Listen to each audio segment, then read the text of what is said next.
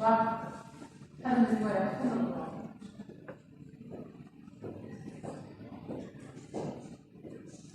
طيب احنا سو فار حطينا الاوفر فيو، حطينا الكارت، حطينا الليبس، حطينا البروتين. انا اليوم نزلت لكم ريبورت للبروتين مع الباوربوينت للبروتين.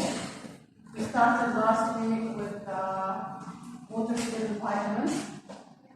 Today we will continue with the water-soluble vitamins. We will finish the folic acid, B12, and we will end up with the vitamins.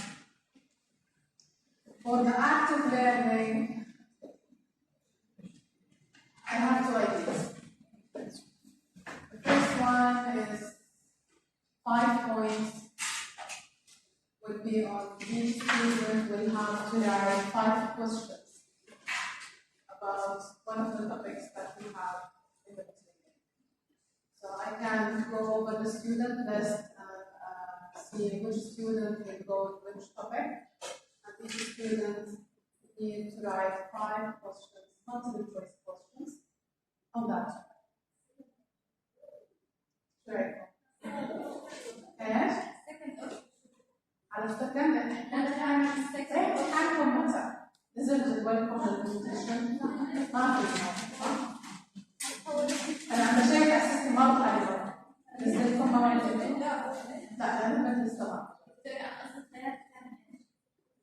لا هم تو activities يعني 10 points.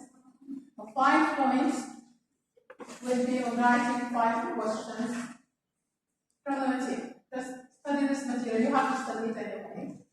And try to expect what kind of questions will come in the exam. And try to find. What? لا تصدق احط لكم فولدر ومع لينك انت بتقدر تعمل تحط الوورد فايل بهذا الفولدر. تمام؟ تكتب اسمك راح احط لكم على اللينك ايش الانستركشن بالضبط عايز. بس خليهم هم multiple choice question يكون عندك 5 خيارات خليهم سمبل يكون شيء انت you expect to come in the exam. By the way ممكن انا اطلع على اسئلتكم اختار اسئله الامتحان. هذا الشيء وارد. حاولوا كون عددكم كبير ما تشترك في اسئلتك مع حد. لانه ممكن نفس السؤال اللي خطر ببالك خطر ببال زميلك. يمكن. تمام؟ أنا راح أشيك الشخص اللي فيه الابلكيشن مع زميله بالسؤال تبين. عشان هيك أفضل طريقة تأفويد تحط حالك في هذا السيتويشن إنك ما تشارك أسئلتك مع حدا، ما تتناقش مع حدا، تكون اللانجوج اللي أنت عم تكتب فيها your own language ما تستخدم شيء ثاني. تمام؟ البارت الثاني من الأكتيف ليرنينج ممكن إنه يكون إني أحط لكم material على e-learning يكون simple related للclinical nutrition تقرأوها ويجيكم عليها 5 أسئلة. تمام؟ هاي هيك fair enough. أنا I am splitting 10 points على 2 activities.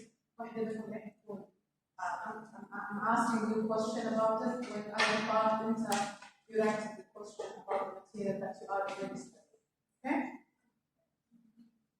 كل موافق إذا عنده اعتراف. إيش؟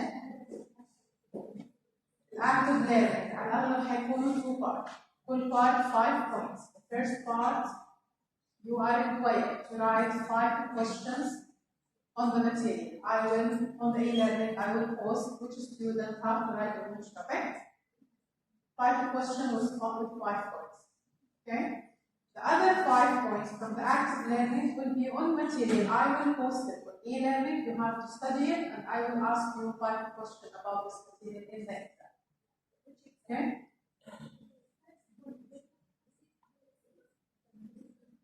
First one you go back. شو صار؟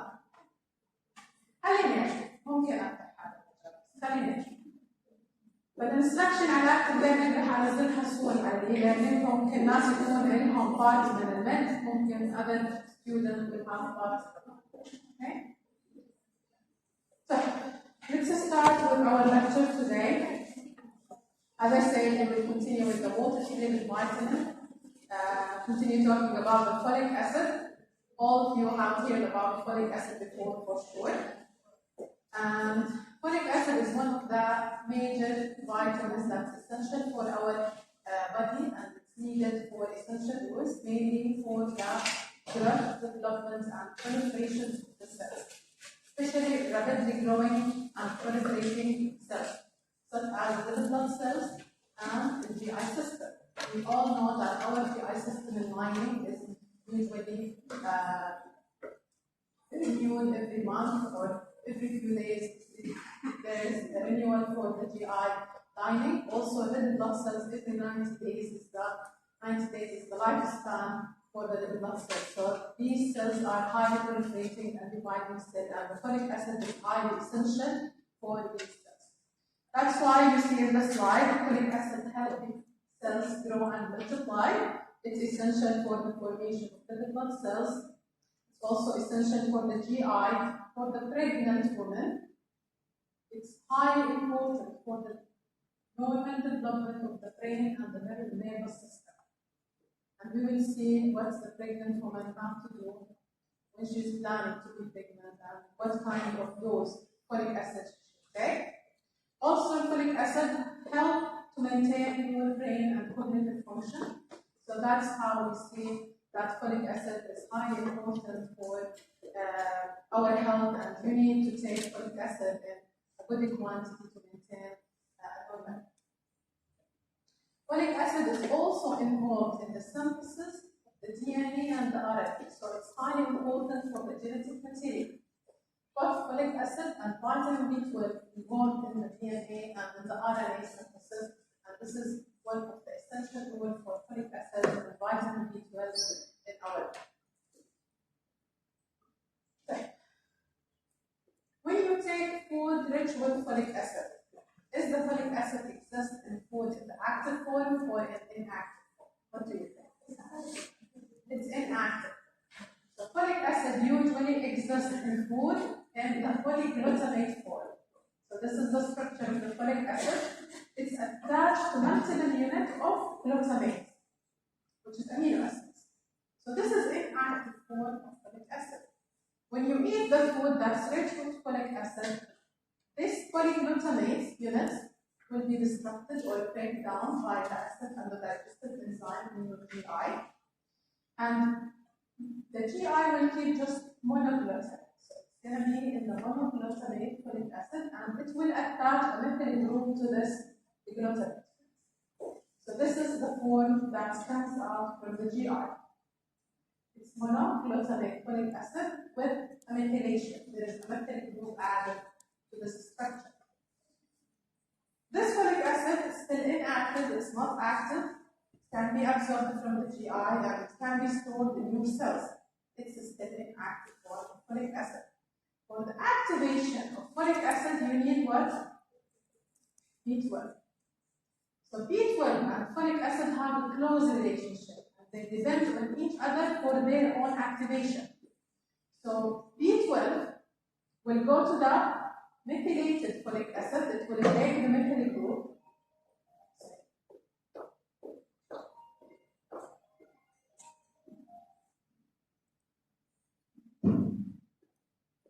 So B12 will break down the methyl group, and the B12 will keep this methyl group. So the B12 will be methylated, and the folic acid will be demethylated. So the methyl group will transfer from the folic acid to the B12. In this case, the methylation of B12 will make it active, and the demethylation, the loss of the methyl group from the folic acid, it will become in the active form. You see the relationship? So B12 and folic acid, they depend on each other for their own activation. The B12 will take the methyl group and become active, and the folic acid will lose the methyl group and become active. Okay?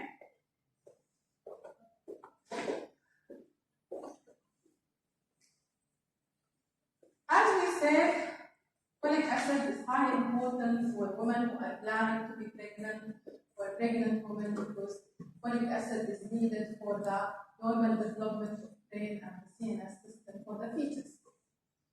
And the deficiency of folic acid in the pregnant woman will increase the risk for the development of neural tube defect. We call the disease spina bifida.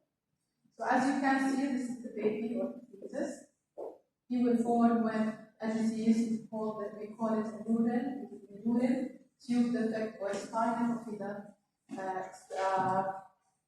It's a disease that's caused by folic acid deficiency on the mother. That's why any female planning to be pregnant, she should start to take folic acid supplementation 400 micrograms per day. So for the pregnant woman to develop this condition, she has deficiency, and this condition developed in the first month of pregnancy, before even she knows that she's pregnant. So you can't avoid it after detecting the pregnancy, because she already knows she's pregnant after a few weeks, right? In most cases. That's why the recommendation is any female planning to be pregnant, she should start taking the folic acid supplementation 400 micrograms. We need to memorize this dose, 400 micrograms per day, until the end of the first trimester. So we don't need to wait until she becomes pregnant to give her the supplementation. We should start it once she's planning. Okay, so you should know that folic acid deficiency can lead to neural tube defect called spina bifida. To prevent this condition, you need to give any female planning to be pregnant with a folic acid supplementation. You don't need to tell her eat folic acid rich food. No, this is not enough. You need to give her external supplementation 400 micrograms per day until the end of the first trimester. Some of you will say, hey doctor, but maybe she's eating good folic acid rich food and it's enough for her to prevent this condition. If she's taking supplementation, she's taking extra dose, why give her the supplementation? Again, it's water, sugar, and vitamin. It's better to be sure that she's taking the recommended amount, and even if she's taking excess, her body can eliminate the excess amount in the urine instead of risking having deficiency or not eating enough of the folic acid. Okay? So you must give her the supplementation of folic acid.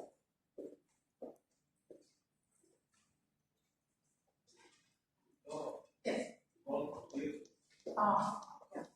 It's a very serious condition.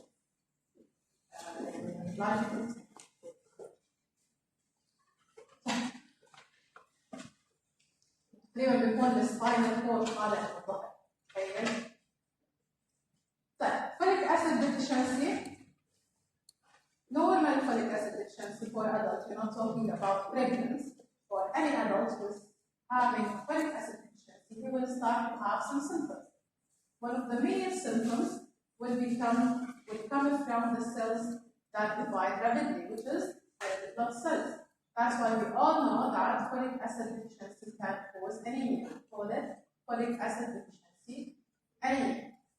So we know that folic acid is needed for the division of these cells and is needed for the DNA and the RNA synthesis inside these cells. Red blood cells usually it has to grow and become large and then divide. The folic acid deficiency, these cells will grow, become large, but it is unable to divide. That's why the anemia caused by folic acid is characterized to have a large volume. If you ever read the CBC complete blood test, you will see hemoglobin, right? It will be low, has folic acid deficiency. Red blood cells will be low, and there is a parameter called MCV. Have you ever seen the MCV? MCV is a parameter to indicate what the volume of the red blood cells. The normal value is between 80 to 100. In the case of folic acid deficiency, the MCV will be large because the volume of this blood cells is high, so it might be 110 or 115. So this indicates a large volume of the red blood cells. So you should expect folic acid deficiency or B12 deficiency. B12 deficiency anemia is also causing large volume of the red blood cells. We call it macrocytic anemia. Okay?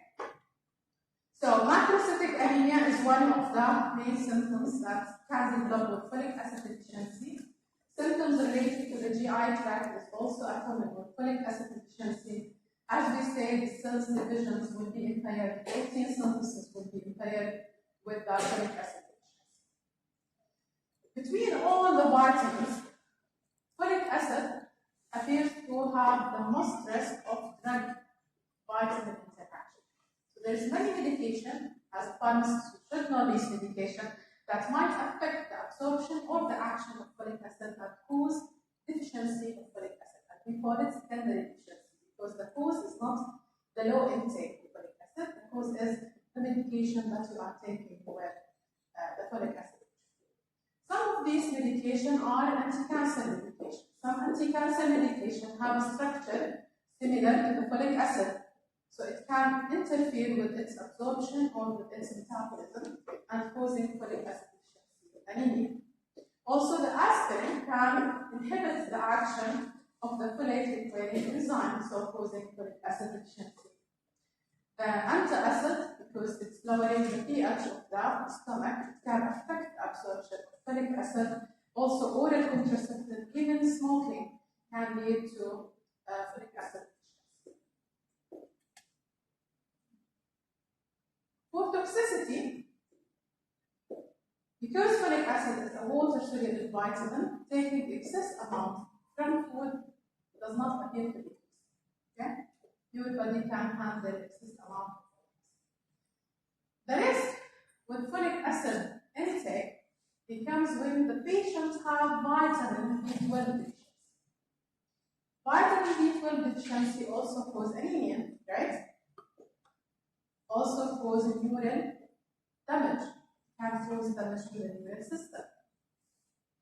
So if the patient comes to the clinic with the symptoms of anemia, and the anemia is caused by vitamin B12 deficiency, but by mistake, I give him folic acid supplement. The folic acid in this case will treat the anemia symptoms, and it will mask the vitamin B12 deficiency. The patient will start having severe deficiency from B12 leading to neural damage.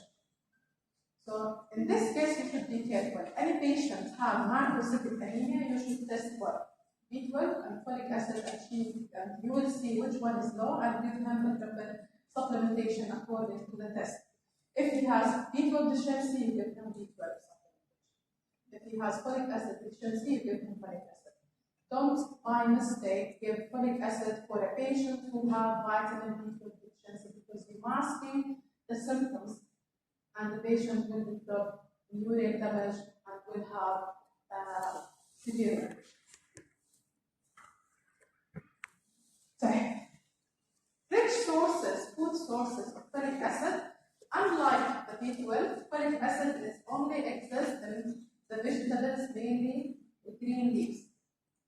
So the amount exists in the meat, in chicken, in fish is very low. So these foods are not good sources of folic acid.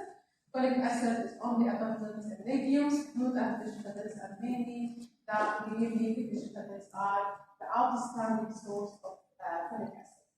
بالمقابل, meat and the milk products are poor sources of folic acid. The opposite is for the B12. You will see that B12 is more rich in the meat than in the fruit and vegetables.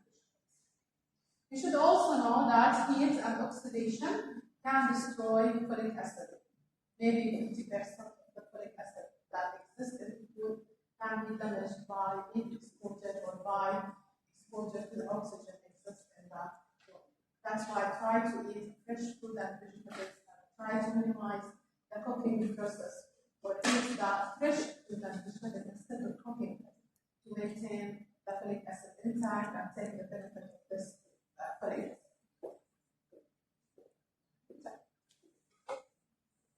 Any question on the folic acid? We good?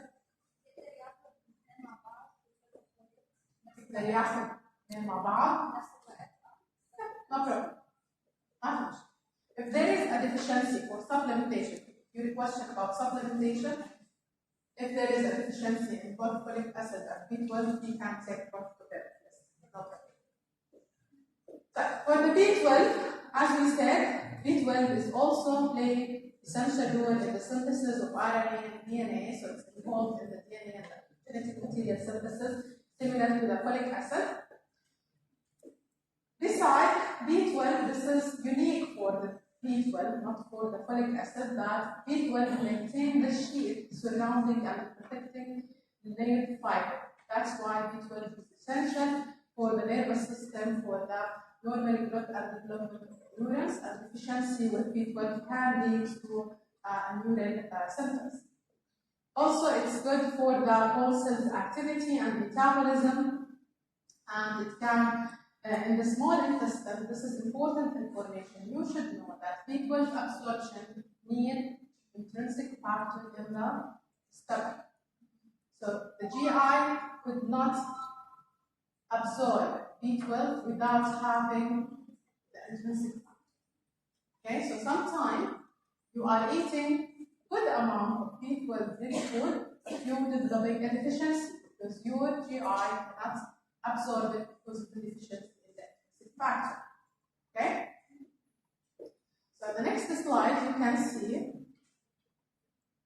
the B12 in food usually is not free, it's usually attached to a protein. And in the stomach, because of the digestive enzyme and because of the low pH, this protein can be detached from the B12, and then you need the B12 to be attached to the intrinsic factor to have it absorbed to your system. So losing the intrinsic factor, you cannot absorb the B12, and you will develop a B12 deficiency, and sometimes we call it pernicious anemia. Pernicious anemia is B12 deficiency anemia caused by the lack of intrinsic factor. The patient is taking good amount of B12. He might also take oral supplementation, but he still have the deficiency because of lacking the intrinsic factor. So we call it pernicious anemia. So you should know that pernicious anemia is a B12 deficiency anemia caused by the lack or the deficiency of intrinsic factor. So absorption of B12 is dependent on the pH of the stomach to detach the protein that attach to B12, and dependent on the existence of intrinsic factor.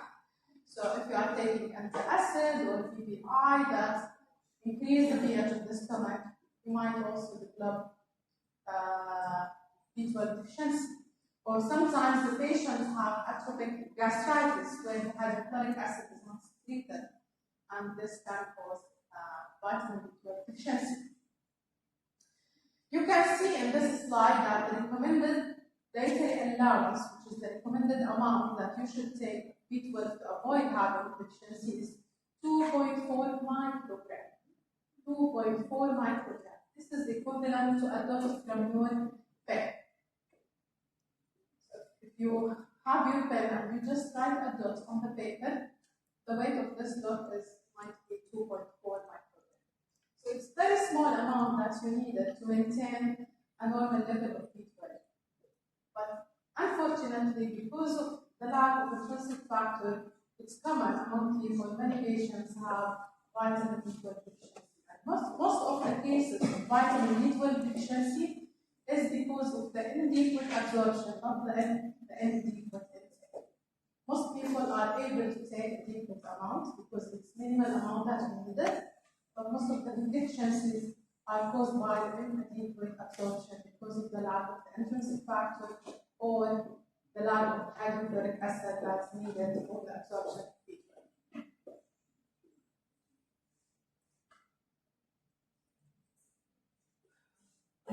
Okay. Again, yes. How we can treat a patient with vitamin B deficiency caused by lack of intrinsic factor.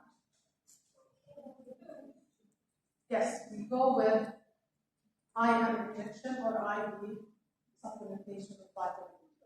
Most cases it's IM injection. Okay?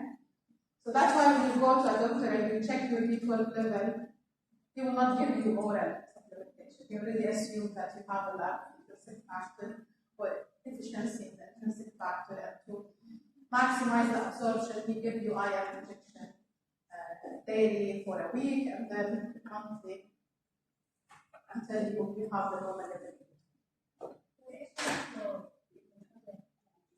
Yes?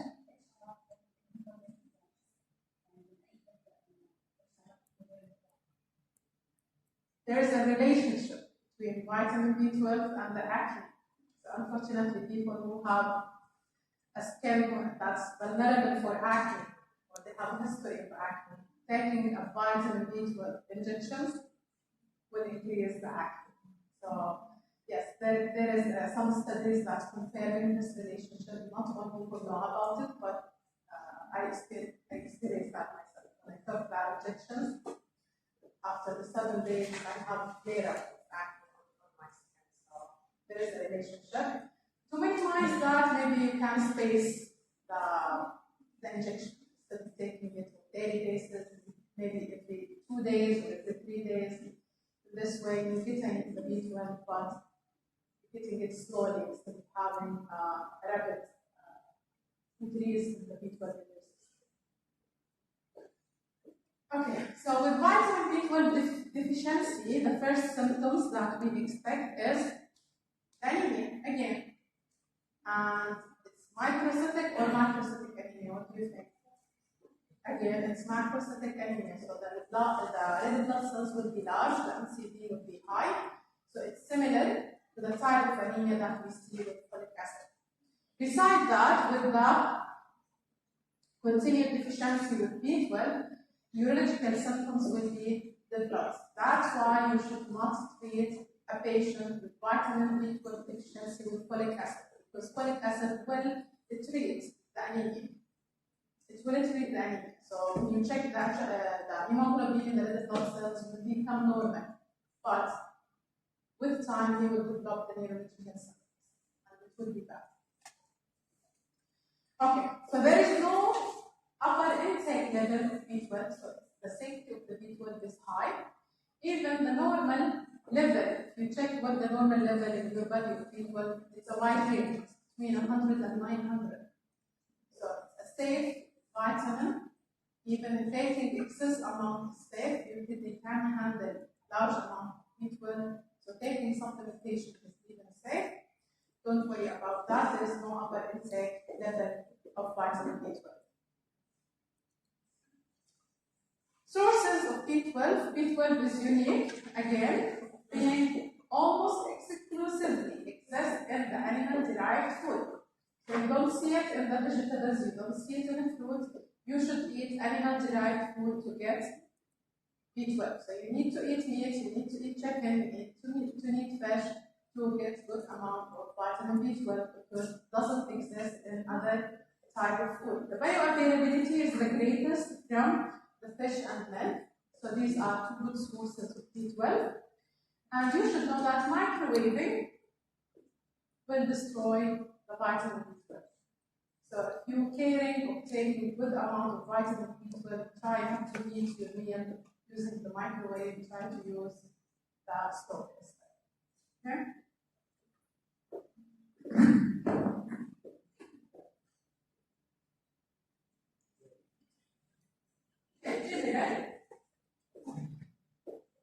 By now we covered all the vitamin B, from B1 to B12, and some people, or most of these vitamins, the deficiency will happen together. So it's rare to find a person who has vitamin B1 deficiency by itself. Because most of these deficiency happens when people do not eat very well, have starvation or malnutrition. So sometimes people have a deficiency in vitamin B complex. So vitamin B deficiency symptoms, the early symptoms that you could expect from vitamin B deficiency is when you touch your tongue or when you examine yourself. Usually, normal persons who have normal level of vitamin B have tongue a little bit, we call it rough. So the texture of the tongue is not smooth, right? You have ridges in the tongue for the taste. People with vitamin B deficiency, they will start having smooth tongue. It will be soft and smooth and not normal texture for the tongue. And the second symptoms is when they have irritation or inflamed area of the corner of the mouth. This is an area sometimes vitamin B. So try to always think when you see a person with these symptoms, think about vitamin B deficiency. It might have deficiency and some limitation of vitamin B.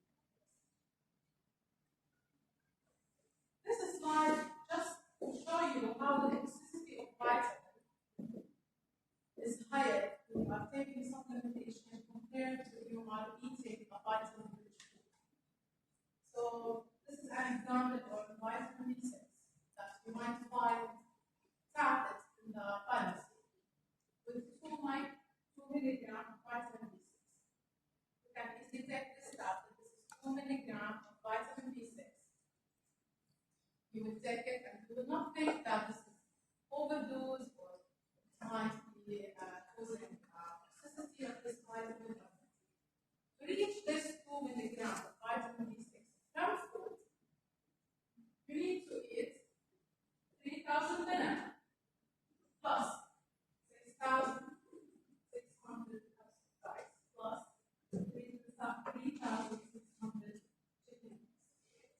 Can you imagine how much food you need to eat to get this 2 milligram of vitamin B6 compared with a tablet, 2 milligram of vitamin B6 that you can easily take without thinking about what this amount of system is it exceeding the other way. That's why we're talking about vitamins, minerals, and nutrients in general. It's very rare to see a toxicity from food rich with these vitamins. Because even if they are rich, if you are eating them on a daily basis, you will not exceed the limit. When you are taking supplementation of multivitamins, you can easily develop a toxicity, especially if you are overlapping vitamins and minerals. Many people think that if I take 2 tablets a day with multivitamin, it's better because these are nutrients that are good for my health. But if you are taking a symptom plus another multivitamin product, this is good because they have different combinations, but they don't know that they are overlapping the dose and it's easy to develop a toxicity. So keep in your mind that with vitamins and minerals, it's rare to see a toxicity or exceeding limits with regular food eating compared with supplementation that you can buy from the sites. Now we have the last water-soluble vitamin, which is vitamin C. We already said that water-soluble vitamins are vitamin B, all vitamin B plus vitamin C. So vitamin C is the last water-soluble vitamin that we will talk about. This is the chemical structure of vitamin C. I don't need you to memorize it, but one of my habits. This is the symptoms of the skin disease that are caused by vitamins. To help you memorize what vitamin C do and what the deficiency can cause, I will tell you a story about vitamin C. 260 years ago, it was known as any person who wants to go and in the sea as a sailor, Bahari. He has a 50 chance to come back alive or to die. They didn't know the cause, but any person who wants to go on a trip in the sea or in the ocean or spend a long time, like 2 months, he has risking his life. He has 50 chance to die or to come back. They thought it's a pathogen, it's something wrong with the food, it's something spreading in the air. They didn't know what the cause is, but it was a big problem at that time. After 50 years, British scientists made the first nutritional experiments at that time. He brought 10 people. He divided them into 5 groups, 2 persons in each group. He kept going to, he gave them vinegar. And the second group, he gave them apple vinegar. The third group, he gave them lemon juice. The fourth one, orange juice. The fifth one, he gave them spices. And he started waiting what the symptoms were.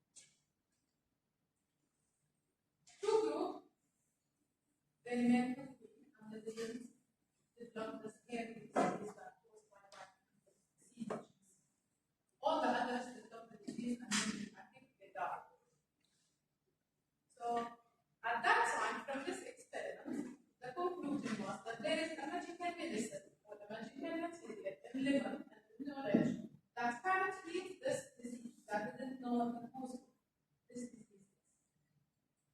And until after 200 years, until we isolated vitamin C from lemon and orange and we characterized the structure of this vitamin, and we identify it as essential water soluble vitamin that's essential for the human body and with deficiency of this vitamin usually develop a life-threatening condition, which is the disease. So from this story, why most people develop the scurvy disease when they go in a trip for months? Because in the sea or in the ocean, they have food, they have their own food. But the person who cooks for these people, he starts cooking the fresh fruit and vegetables first, because these fruit and vegetables can't last for a long time. They will be spoiled, right? And he keeps the meat and the chicken for the rest of the duration of the trip. So these sailors, for the first few weeks, they are fine because they're eating fruit and vegetables, which is rich with vitamin C. Until they're running out of fruit and vegetables and start eating the best items of food. And we know that vitamin C is water-soluble vitamin, so we need it on a daily basis or every other day because your kidney is eliminating vitamin C and we can store it. So now they don't have vitamin C and they continue on the trip for months. So they are not taking vitamin C for a long period of time. So they start developing severe deficiency of vitamin C. And the symptoms of the disease, we call it scurvy disease, start with hemorrhage in the gum, lymph. And they will start the early symptoms. It is bleeding in the gum, or what we call it pinpoint hemorrhage. We start having lots of bleeding on the skin. With the severe deficiency, the people will develop internal bleeding, severe internal bleeding, until they die. This is the symptoms of scurvy disease. So from this story, you remember it, you know it's vitamin, water-soluble vitamin, we need it every few days. Symptoms of the scurvy disease, and what's the ratio? Food sources of vitamin C. Now let's see what's the importance of vitamin C for our system. The main function of vitamin C is as antioxidant. So one of the main antioxidants in your body is vitamin C from the water-soluble vitamin. There is a major antioxidant and the fat-soluble vitamin that we'll talk about next week, inshallah. So when we say antioxidant, this is a compound that decreases oxidative stress and deactivate the active oxygen species and clear it. So any antioxidant can help reducing oxidative stress, and oxidative stress is involved almost every single disease you study up. In the cancer, part of the mechanism of cancer is oxidative stress. Diabetes, hypertension, heart failure, cardiovascular disease, kidney disease. All of these diseases, part of their pathology or part of their developing mechanism is increased oxidative. So having antioxidant is highly essential, and vitamin C is one of the major antioxidants that everybody uses as a defense mechanism against disease. Other function of vitamin C is to help absorbing iron. Iron that you eat from the food, especially green leafy vegetables, help absorb it by your GI union, vitamin C that will protect this iron from oxidation and allow your system to absorb it. And maybe even if we don't know this information, we are by default adding lemon juice to the urea, environment, to have utility reduced to enhance their absorption. Other function for vitamin C is to help as a cofactor in the formation of collagen, as a cofactor in the reaction, in the synthesis of neurotransmitter.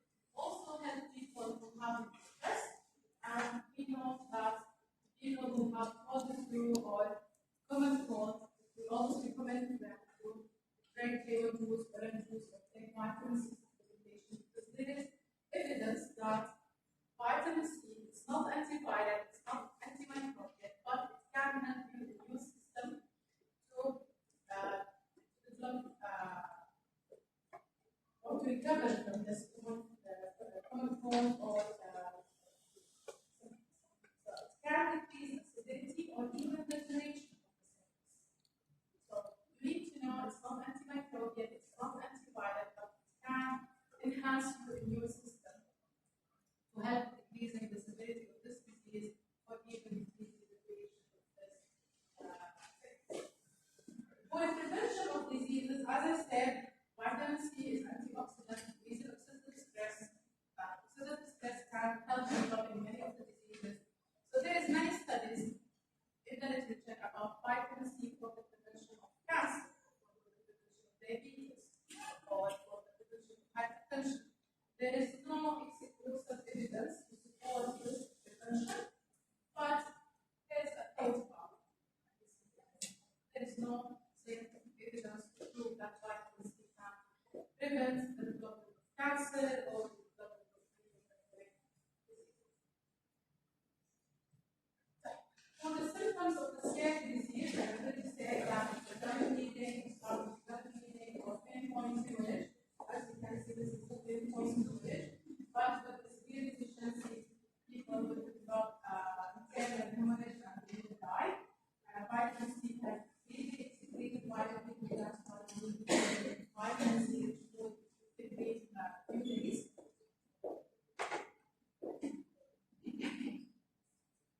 Which sources of vitamin C? From the story we know, vitamin C only exists in food and fish. So take about vitamin C to focus on food and fish, especially the citrus fruit from lemon or orange. Vitamin C can be damaged by exposure to heat and by exposure to oxygen.